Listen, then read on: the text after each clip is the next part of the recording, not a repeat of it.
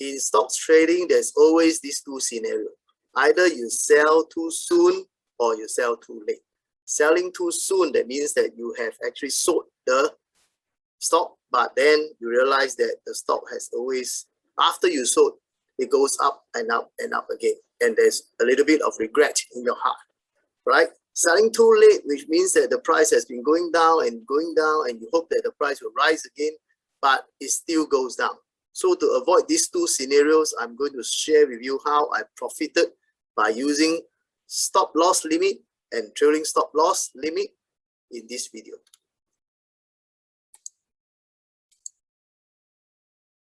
So whether you're trading stock or you're trading options, right? This video will show you how to set your profit target and your stop loss limit, or your stop loss or your trailing stop limit and all that, right? And I'll show you an example how I did it with a profit of $1,000, $1,300, $1,700, or even $4,000 or more, all right?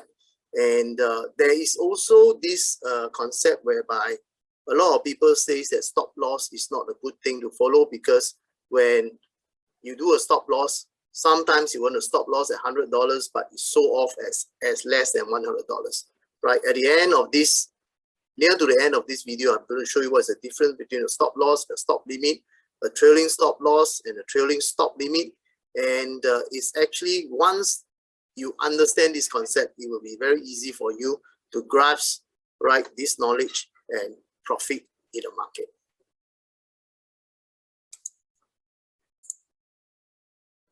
So firstly, let's look at JPM, right? JP Morgan Chase and Company, right? I have actually purchased a stock on the 18th of June, and then I exceeded on the 27th of September. And how I did it was that once I have bought the share, right? In this case, I bought the share on June the 19th, as you can see, right? From the arrow here, I did a synthetic long, a combo, sell put and buy call. And with the synthetic long, I actually collected, right, $65 from the synthetic long. It was filled, and from 19th to the 24th of June, which is 5 days later, I actually set a good to cancel profit target of $17, which is 17,000. All right, I want to collect 1,700, right? $17 times 100 is 1,700 from this trade. So I've set that good to cancel, and the systems will actually record this and continue until my target of 1,700 profit is reached. So as it turned out to be, all right, 24th of June, it was activated, and 27th of September, around 3 months later, it was closed. All right, it was closed with 1,700. Okay, so altogether is $1,765 because I did not pay anything for the synthetic long. I gained 65, so it's 1,765. All right, as you can see, the credit here of 1,700 is gotten by closing my buy put, okay, and selling my call. 29.11 minus 12.11 is 17, plus 65 here, 0.65 is 1,765. So this is profit target trigger. All right, so you can actually set a profit target once your ticker symbol is being traded, and you felt that, well, this stock has a lot of time and is very promising, right, with oncoming profit. So you set a profit target to your level. It can be 1,000, 1,005. But what I did here, if you look at the chart, is that I actually bought here at the low, and then when it appreciates the price, right, and I set the target around here, right, almost at the peak, right, at almost the peak then, and I exercise and close the trade and get the profit. So this is profit target trigger.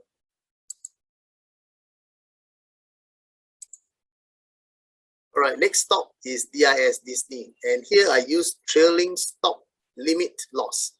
all right, trigger to get a profit of $1,000. So look at the green arrows here. This is where I actually bought the stocks, and this is where I redeemed the stocks.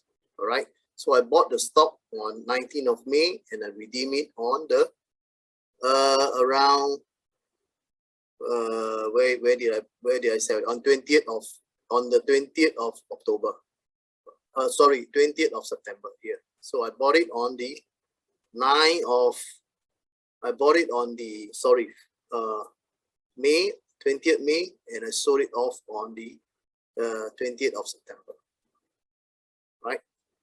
So it's about 4 months, okay? So again, let me go through how I did the trailing stop limit loss, okay? So this is a trailing stop limit loss, not a trailing stop loss, okay? So what I did was that, as you can see here, the time place was on September 9, right? About around 3.5 months after I did this combo, which is again a sell put and a buy call synthetic long on Disney. And what happens here is that once I have the profit already, okay, I set my trailing stop limit loss, right? And I set it such that my trailing stop is 30%, right? It's 30% below my price, right? My market price. In this case is the market premium price of my combo, of my synthetic long combo. So, but I tell the system that, all right, whatever loss I will make, I will not make loss that is greater than $13.80. All right, so as the system moves, as this goes $19.40, $20, $21, 18 or whatever, all right, the trailing stop will move according to the price. All right, if the price moves up, the trailing stop will follow. But when the price moves down, this will remain. Okay, and when it triggers, all right, when it triggers, I tell the system it must not be $13.80. All right, so with this trailing stop limit loss, okay, it was activated on the 20th of September here. All right, and I have garnered $1,000. Okay, I've gotten a $1,000 profit. Now this is important, and I'm happy with it. Why? Because as you can see, when Disney goes up and down and up and down and up and down and up again, right? After I've set the trailing stop limit, okay, it went, look at here, it went up, down, went down, and once it reached this, right? Once it reached my trailing stop limit here, right? The system trigger off and I redeem my profit before it went lower. All right, it went lower here, all the way down here. Okay, as you can see, it went from around $180 to about $170. Okay, so before the plunge, I already exceeded. So this is the good thing of a trailing stop limit loss, right? So after I've exceeded and gotten a $1,000 profit, what do I do? Okay, I waited again, and you can see the blue dotted line here. I enter the market again on the 22nd of September with a buy call. All right, with a buy call. Why? Because it has dropped quite significantly. All right, and I enter around the next day. All right, so I prevent much loss. I get money and profit into my pocket first, which I'm happy, and then I'll do a new trade, a cleaner trade for it to start all over again. So this is trailing stop limit loss. Okay, the third one, I'm actually using a trailing stop loss. Okay, no more limit, it's trailing stop loss. Okay, so as you can see, trade done 23rd of July. Again, a combo synthetic long. All right, this one I paid $35 for this trade, and then I close it. Right, I close it using trailing stop. All right, I close it. I close the synthetic long using trailing stop. So this plus this minus this give me $1,225. All right, symbolized by the red arrow here. I went in here, and I redeem here again before it drops down. It was actually triggered by the trailing stop. I gain my profit of 1225. Okay, now let's look at the blue arrow here, which is this row of trades, right? So it's open on 6th of May, close 29th of September. Again, is actually triggered by a trailing stop.